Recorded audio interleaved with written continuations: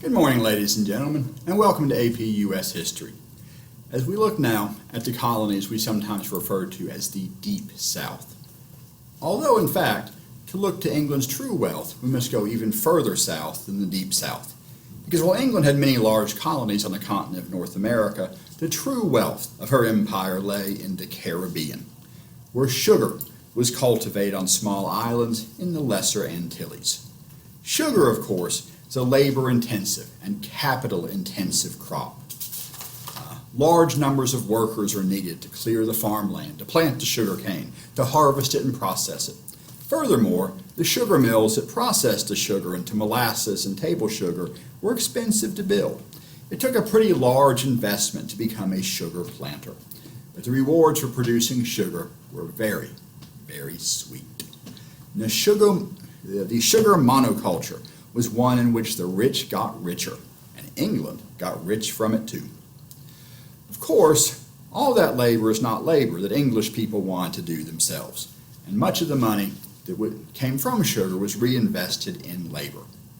Now initially, the English enslaved the local Indians in the Caribbean, as did the Spanish and the Dutch and the French. But once the Indians were wiped out through disease and overwork,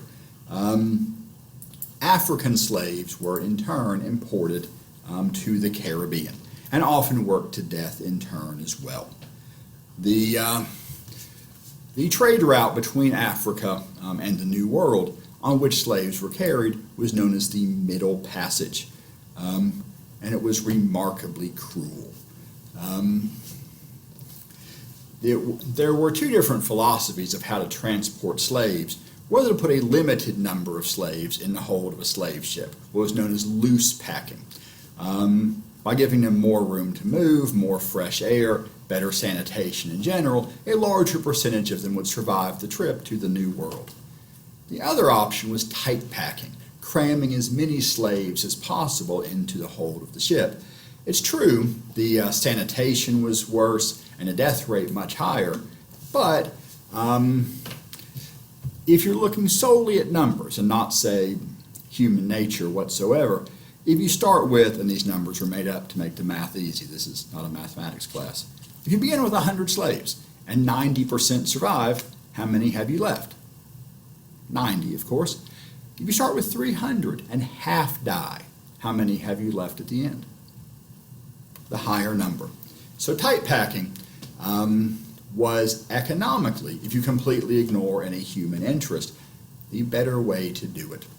And slaves did die in terrible conditions along the Middle Passage of a larger trade system known as triangular trade, so called because there would be three ends to the triangle. Manufactured goods would be carried either from Europe or perhaps from New England to Africa. There are a couple different triangles that could be formed in this way. In manufactured goods from Europe, or perhaps finished goods such as molasses and other trade goods from New England would go to Africa, where they would be traded for slaves. The slaves would be taken perhaps to the New World and traded for raw materials that could be taken to Europe, which would be turned into manufactured goods that would then go down to Africa and be traded for more slaves. Or the slaves from Africa might go to the Caribbean, be traded for sugar and molasses. That molasses might go north to New England and be processed into rum, which in turn would go to Africa and be traded for more slaves. And the triangle would go on and on into the 1800s.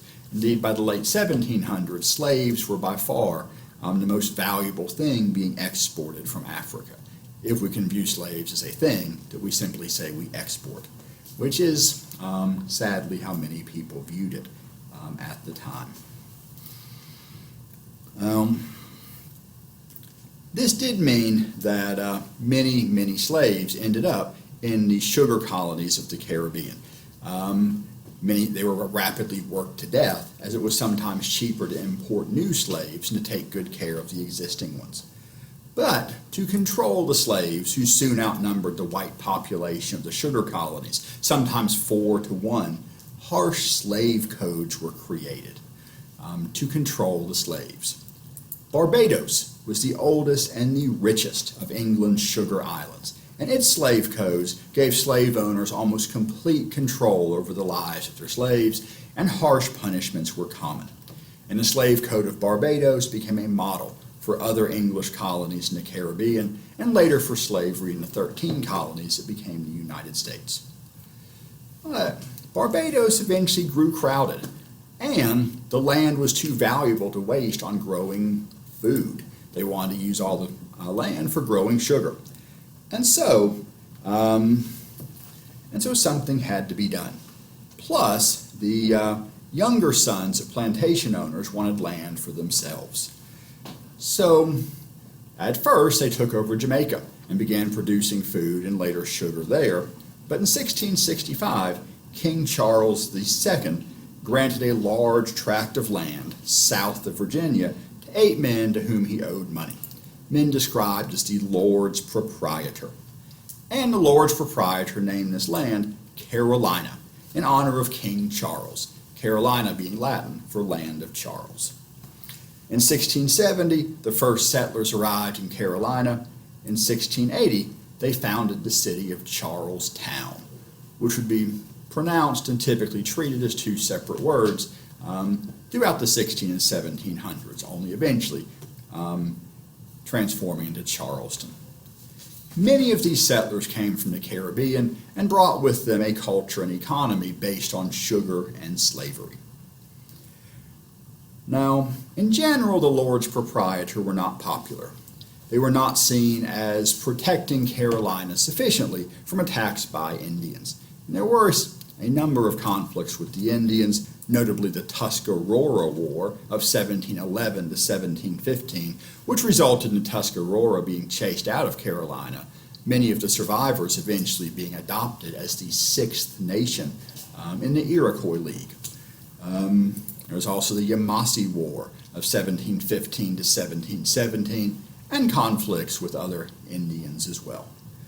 But while the Lords Proprietor weren't seen as doing anything useful to protect or serve their colonists, they still did meddle in some aspects of local politics. And so, in 1719, local leaders seized control of South Carolina from the Lords Proprietor and petitioned the British government to make them a royal colony. In 1729, South and North Carolina, which had unofficially been separate for some time, were now recognized as royal rather than proprietary colonies, and the British Crown bought the claims of 7 of the 8 Lords Proprietor. The 8th did technically claim the northern part of North Carolina, including what's now the northern part of Tennessee, up until the American Revolution, when his share was bought out after the war by King George III. Now, Carolina was not all its colonists might have hoped for. Its environment was deadly. It was not quite tropical, but compared to anywhere else in North America or England, it might as well have been. In the early days of the colony, 1 in 4 children died by the age of 5 of yellow fever and malaria and other diseases. And of the children who lived to adulthood and reached the age of 20, 3/4 of them died before they turned 50. So that, in comparison to New England, where people often lived into their 70s and 80s, and even to Virginia, where the death rate was finally declining, this was a murderous place to live. And also meant that families were different. Many children had to be raised by older siblings, by step-parents, by aunts or uncles or cousins, as so many families were disrupted by death. Many people had to take on great responsibilities even in their 20s. Although this didn't mean that families were unimportant. If anything, extended families gained a new significance as they were needed to take over when other relatives died. And the survivors of South Carolina's high death rate were closely interrelated. About 10 or 12 families basically ran colonial South Carolina. They did not even bother building a colonial legislature in a sense of having a building for it for many years. The upper class just took turns meeting in each other's houses to make political decisions. Another disappointment was that sugar did not grow that well in South Carolina, at least compared with the Caribbean. There were attempts to grow indigo, a plant which produces a valuable blue dye, and which was profitable for a time while the British government subsidized it. But when subsidies ended after the American Revolution, the indigo industry largely did too. Eventually, a trade developed in deerskins, which Carolinians either hunted for themselves or primarily purchased from the Cherokee or other Indians. And finally, they began growing rice. Indeed, along the coast, South Carolina developed a rice monoculture to produce food for South Carolina and the sugar colonies of the Caribbean and elsewhere. And of course, this rice was almost entirely grown by slaves. Indeed, South Carolinians deliberately, when they could, purchased slaves originally from areas in Africa where they already grew a lot of rice, so they could buy slaves who already knew how to grow it. Indeed, the slave markets were fairly advanced, so that buyers and sellers knew which regions in Africa grew different crops, had, or at least supposedly had, different cultural aspects, and people would sometimes seek out slaves from one part or another part of Africa, depending on what they needed those slaves to do once they owned them. And the rice industry made South Carolina wealthy and fed the sugar colonies in the Caribbean. But the large slave population, the harshness of its slave code, meant that the threat of slave uprisings always hung over South Carolina, and indeed any place that held large numbers of slaves. In fact, there had already been a large slave uprising in New York City in 1712, which had been put down harshly. Its captured leaders punished very severely. 20 were executed by burning at the stake, and one was broken on the wheel, which, if you're unfamiliar with it, means that they tied him to a wagon wheel with arms and legs outstretched, and took a hammer and one by one broke each of his arms, each of his legs, and finally smashed his head. And laws against slaves and even free blacks were made harsher after that uprising in New York City. Nonetheless, in 1739, a rebellion broke out in South Carolina near the Stono River. So it's sometimes known as the Stono Rebellion or sometimes Cato's Rebellion, after one of its leaders. And this was the deadliest slave revolt in English colonial history. During the fighting, 21 white people were killed, as were 44 slaves, along with others who were later executed or sold to plantations in the Caribbean. Afterwards, laws were changed.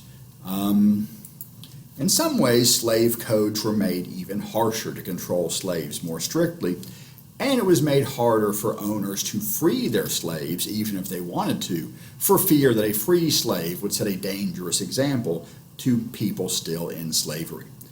On the other hand, in some ways, slave codes were eased slightly, hoping that making things less harsh would reduce the chance of revolt.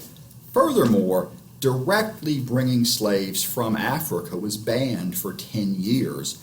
One of the issues in Cato's rebellion was that Cato and his followers had worked well together because most had originally come from the same region in Africa, from Congo. So they shared the same language, the same culture, and the same religion, actually being Catholic, thanks to the missionary work of earlier European explorers. Those slave codes were in some ways made harsher, in other ways eased up slightly. But slavery certainly didn't end. By the time of the American Revolution, the per capita income of South Carolina was 4 times that of Virginia, 5 times that of New York or Pennsylvania, and the average South Carolinian was even wealthier than that when compared to anyone in New England. However, the upper class was small and closed and stagnant. and would have difficulty adapting to and accepting the technological and political and social changes of the late 1700s, the late 1700s and afterwards. And would be, let us say, very touchy in the early and mid 1800s. Furthermore, there was little opportunity for anyone outside the elite to rise up in society. And so, if you couldn't make it in South Carolina or Virginia, or maybe anywhere else, you could move to the heavily forested region between South Carolina and Virginia, into North Carolina, which had already had a separate governor from South Carolina ever since 1691, and unofficially separated in 1710. As already mentioned, in 1729, North Carolina was officially confirmed as a separate royal colony, and it based its laws on those of Virginia, where many of its settlers had come from. As in Virginia and South Carolina, and some other colonies, the Church of England was the official church of North Carolina, but its rule was not very strongly enforced. And many religious groups were tolerated, somewhat like was the case in Rhode Island. So while we've put North Carolina in the deep south, so we have to put it in some region, it's really not that much like South Carolina or Georgia, the other colony in the deep south that we'll see in a moment. Indeed, North Carolina did not develop a large plantation economy. They definitely had plantations. There were wealthy landowners, but the entire colony was not based on it. The elite was not large and entrenched, as was the case in South Carolina in particular, or even in Georgia, Virginia. There really were many small independent farmers in North Carolina. Its main exports are what we call naval stores, which meant, say, lumber for shipbuilding, and tar and pitch. And we speak of tar in the colonial period. We're not thinking of tar like we do today, black sticky stuff which is produced from petroleum. This was tar made from tree sap. Pine trees and other trees with a lot of sap were kind of baked so that the sap came out of them, and it was then processed into tar for waterproofing ships and other things. So tar was kind of a dark brown tar, not quite the same as the tar we normally envision today. And the last of the colonies that we'll look at in the Deep South, the last of the 13 colonies to be founded, was the Royal Colony of Georgia, named after King George II, who gave this land to James Oglethrope in 1732. Their first settlement was built at Savannah in 1733. And Georgia had two purposes. One was philanthropic, and the other was coldly practical. Now, Oglethrope was the leader of a group in England who wanted to help the many Englishmen who were imprisoned for debt by creating a place where such non-violent prisoners could be transported to start a new life. Feeling that keeping someone in prison indefinitely because he could not pay off his debts was not really humane or really even useful.